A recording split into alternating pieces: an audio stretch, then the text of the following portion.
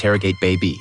Who sent you those coconuts? But Baby stayed completely silent because he would never betray his friend. Seeing this, the warden ordered his food to be cut in half. From then on, Baby had even less to eat each day, just barely enough to keep him alive. Even though he endured hunger every day, his will was never broken. Inside that tiny isolation cell, he never stopped resisting and never gave up his desire for freedom. After some time, the warden thought Baby had been completely crushed, so he brought him a bowl of meat soup. As long as Baby gave up one name, he would get meat with every meal from then on. But Baby was not tempted at all. Instead, he even tried to feed the soup to the warden. The warden had never seen a prisoner this tough. He decided to slowly torture him to death. He ordered his men to seal the ceiling of the cellar, forcing Baby to live in total darkness. Over time, Baby began to have hallucinations. He saw his fiancée and the happy moments they once shared, playing over and over in his mind. When his time in solitary finally ended, both his body and mind had completely collapsed. When the guards dragged him out, he was extremely weak.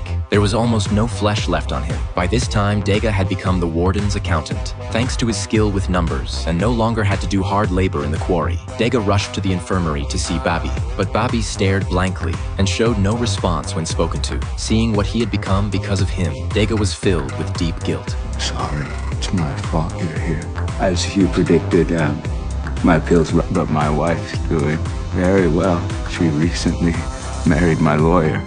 Well, to hell with her then. Baby suddenly spoke, which shocked and relieved Dega. It turned out Baby had been pretending to be insane the whole time. He knew it was the only way to survive, and he had never given up on escaping. Dega told Baby. On Sunday night, the warden would host a movie for officials and their families. At that time, everyone would let their guard down. They needed to get a boat before then and lure away the fat man guarding the patients. Their chances of escape would be high. After they finalized the plan, Baby kept pretending to be insane. He secretly hid the sedative pills given by the doctor. That night, he accidentally discovered the fat man had a shameful secret habit. So he found Matue, who was often harassed by that man, and told him about the escape plan. Matue immediately agreed to join Dega. Also found a bearded man who could get them a boat. With that, everything was ready. On Sunday night, Dega ground the sedatives into powder and mixed them into wine, then poured it into the guards' cups. The bearded man pretended to be sick and lay on the bed. The perverted fat man showed up. Matu followed him into the bathroom. Baby and the bearded man quickly removed the bed leg. Then they followed into the bathroom. While the man was completely distracted, they struck the back of his head hard. Matu wanted to kill the man who had abused him,